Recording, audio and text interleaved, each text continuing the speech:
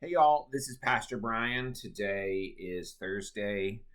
It's not Thursday, it's Tuesday, the 27th of May, 2025. What day is it? Well, I do a lot of these videos on Thursday, so I get confused. I'm like, it's Thursday. It's not Thursday, it's Tuesday, the 27th of May, 2025. This is our weekly midweek video. We talk about faith, life, something that's going on in the world. We maybe read scripture. Today, I want to talk about what it means to find peace in the midst of chaos. I've been thinking about this a lot because I guess a variety of reasons, right? I know a lot of folks feel like the world is chaotic right now. There's stress and there's economic uncertainty and all that. At Haymarket Church, we've got a lot of transition happening, and it's good and it's healthy. I am my life feels a little bit like chaos. Again, not bad chaos. Just change is hard, right? So we've shared previously. Very normal part of the United Methodist system where pastors get moved by bishops and district superintendents. District superintendents are basically like regional managers. They're under the bishop. My direct supervisor is the district superintendent. They're like mid-level managers, basically. The bishop and the district superintendents work together to assign pastors to places throughout Virginia. That's our region of the United Methodist Church, not counting the like little end of Virginia, but most of Virginia. And so, beginning at the beginning of July, I'll be serving a new church in Williamsburg, and a new pastor, Pastor Chelsea, will be coming here. This is something that, what's great about United Methodist Church is we do this in a way that's meant to meet missional needs. Different churches need different things at different seasons of their life, and you can move pastors around in order to maximize the benefit for all the churches, right? Because God's work is happening everywhere, and there's need everywhere. And so different people move to different places for different seasons of church's life. It's really good and beautiful when it's done well. And I think this is a move that is good and healthy and is being done well. Anyway, all that said, it's good, beautiful, healthy. My life is chaos. Boxes everywhere. The process of moving and dealing with movers and realtors. And our realtor has been incredible. I love her. She's great. It's also really hard, right? For me, like transitioning away from this church and passing information to the next pastor and preparing to transition to the church I'm going to and receiving information from the previous pastor there and building relationships and saying goodbyes and dealing with schools ending. And it's not like this is a quiet time of year anyway, like end of year concerts and things for my kids. And, my wife's our youth director at Haymarket Church. And she's going to see like her youth and stuff. Life is chaos. It feels like, and in the midst of that, I just spent 8 days at this thing called licensing school, which is basically all the new United Methodist pastors in Virginia go to pastor camp for 8 days. It's like boot camp for pastors. And I'm in charge of that. I'm the dean of licensing school, which is a really fancy title for I make sure the content is good and I'm like their camp counselor. But it's really important. It's a beautiful experience. I'm always so excited to meet new pastors. And it's also 8 days away from my home in the midst of a crazy season. So, I know chaos right now. I know stress. So what does it mean to find peace in the midst of that? Whatever stress you are facing, right? Is it job change or financial uncertainty, or is it stress and chaos in the world or worry about what's going on in our world, right? Whatever it is, there is stress out there. There are times when we are overwhelmed.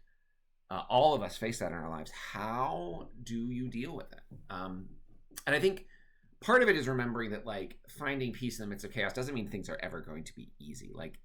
We live in a world of brokenness, and across the history of the world, typically people have over and over, life has been hard for most people across most of time. It's very rare to live in a season of, frankly, of a world that has as much comfort as we experience in it.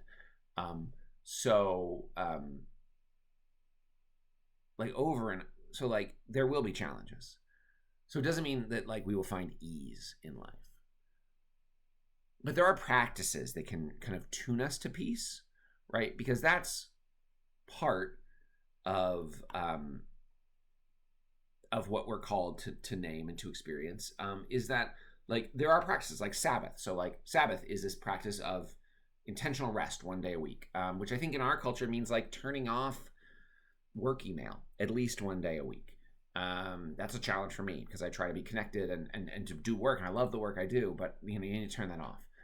Stepping away finding time to, be away from electronics and to, be in your garden or outside or walking. Um, Finding regular,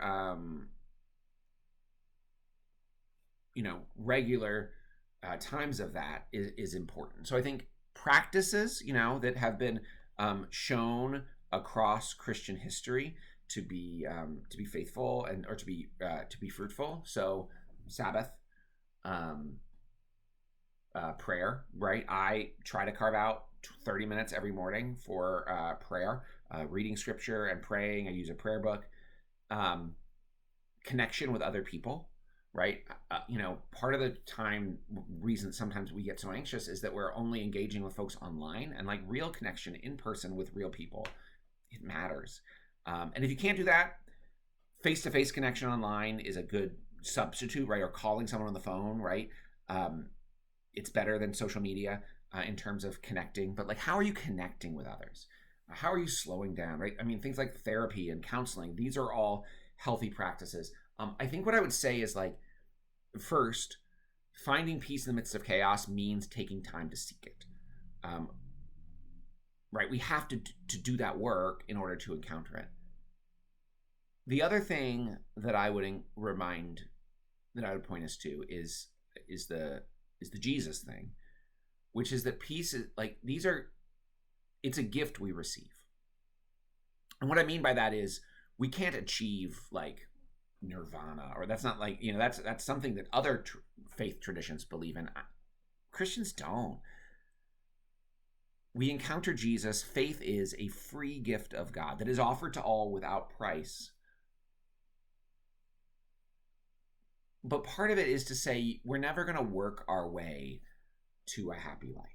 We're never going to work our way, and happy may not be the thing we're like. Part of the problem, I think, the sickness in our culture is we're constantly seeking to be happy all the time, and maybe happiness all the time actually isn't healthy, right? But what does it mean to feel consoled? What does it mean to feel connected to Jesus? And I think part of that is by stepping into spaces where people are and being willing to engage in those spaces in real ways, right? To offer comfort to others who are hurting.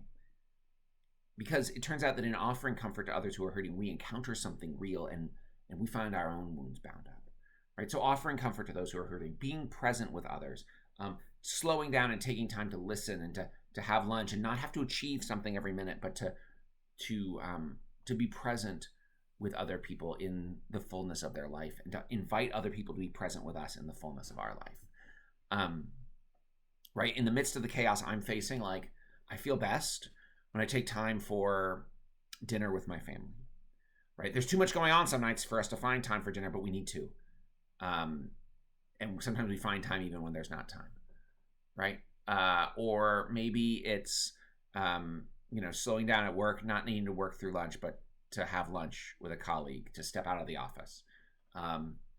Maybe it's slowing down and taking time to call a parent or a sibling or a child or a loved one or a friend. What I would invite you to do is do the practices that create the space for soul work to happen, for holy things to happen, for listening to others to happen. Christian practices are practices for a reason, because we have to do them. And then the good news is, even when we don't do them, Christ is our peace, who shows up and sometimes invades us, our world, with peace and with grace and with mercy. So take time to seek peace and to seek the presence of God, and trust that Jesus is there waiting to catch you even when you don't. That's the good news, and that's the hope. In crazy seasons, Jesus is Lord, and that doesn't go away even when we're overwhelmed. Even when things seem to be spinning and going crazy, Jesus is Lord, and he does not let go. Thanks be to God. May you seek some peace, and may you trust that Jesus is your peace.